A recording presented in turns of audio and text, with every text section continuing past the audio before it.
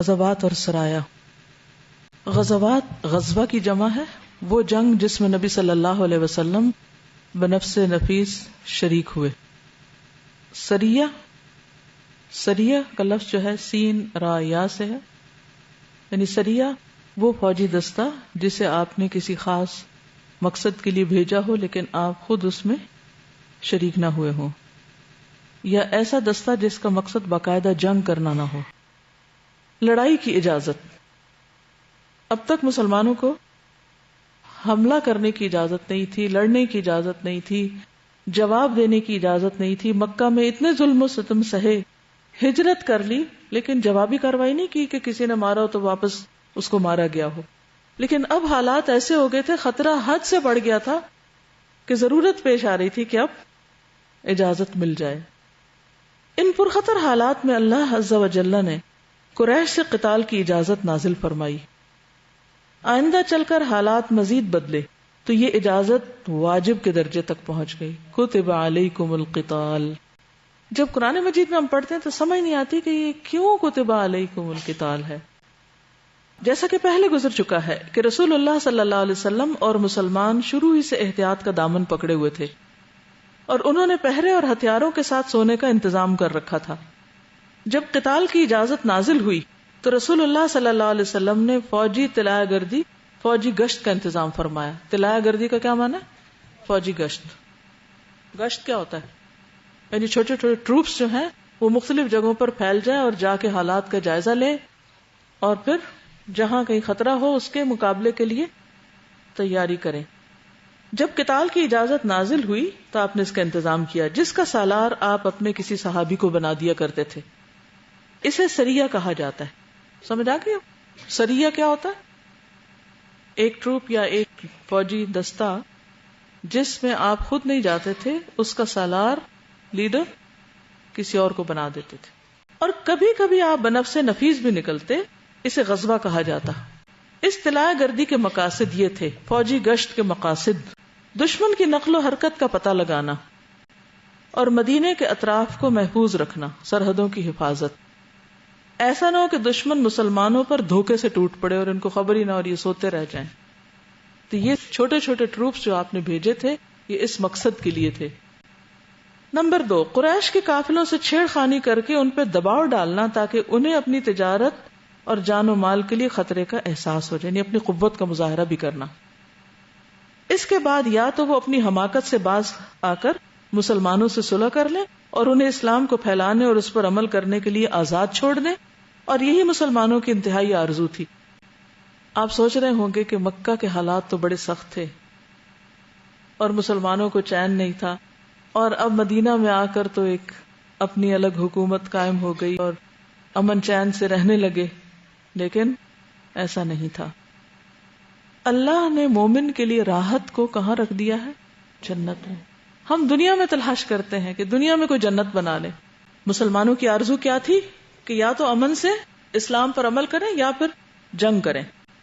Number 3، دوسرے قبائل کے ساتھ دوستی اور تعاون اور جنگ نہ کرنے کا معاہدہ کرنا. نمبر 4، اللہ کا پیغام پہنچانا. یہ جو دستے تھے، یہ جو سریات جاتے تھے، یہ ساتھ ساتھ تبلیغ بھی کرتے تھے اور قولاً اور عملاً اسلام کی دعوت دینا. اس سلسلے میں پہلا سریہ جو رسول اللہ صلی اللہ علیہ وسلم نے بھیجا وہ سریہ سیف البحر کہلاتا ہے. یہ سیف نہیں، سیف ہے.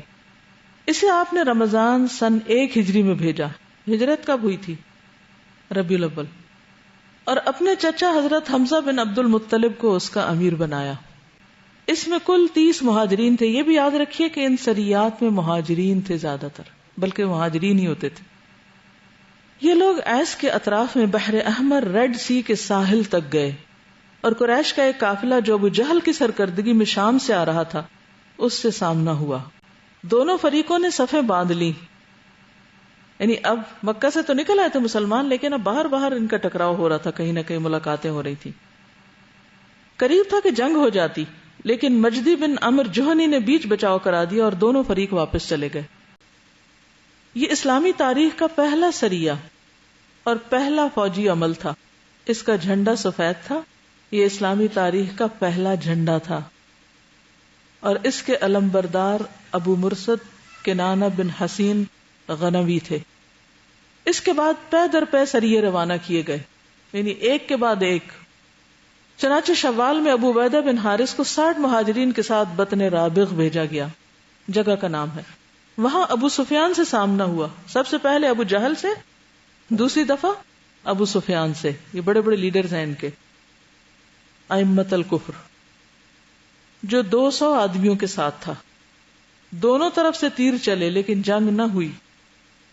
ایک طرف 60 ہیں، دوسری طرف 200 ہیں. پھر ذی القعدہ میں، پہلا رمضان میں، پھر شوال میں، پھر ذی القعدہ میں حضرت سعد بن ابی وقاص کو 20 مہاجرین کے ساتھ رابغ کے قریب خرار کی طرف بھیجا گیا، لیکن ان کا کسی سے سامنا نہ ہوا. اس کے بعد سفر سن 2 ہجری میں، یعنی محرم میں نہیں گیا. کیوں؟ حرمت والے مہینے، حج کے لیے لوگ نکلتے ہیں. سفر 2 ہجری میں 70 مہاجرین کے ساتھ، سب جگہ مہاجرین ہے، 20 مہاجرین، 60 مہاجرین، 30 مہاجرین یا 70 مہاجرین کے ساتھ رسول اللہ صلی اللہ علیہ وسلم بذات خود نکلے اور ابوا یا ودان تشریف لے گئے، لیکن کسی سے سامنا نہ ہوا، جنگ نہیں ہوئی. اس سفر میں آپ صلی اللہ علیہ وسلم نے عمر بن مخشی الدمری کے ساتھ امان اور تعاون کا معاہدہ کیا. یہ پہلی مہم ہے جس میں رسول اللہ صلی اللہ علیہ وسلم بنفس نفیس خود نکلے. اس کے بعد آپ ربیع الاول سن 2 ہجری میں 200 مہاجرین کے ساتھ ردوا کے اطراف میں بعد تک تشریف لے گئے، وہاں بھی کسی سے سامنا نہ ہوا. پھر مہاجرین ہیں.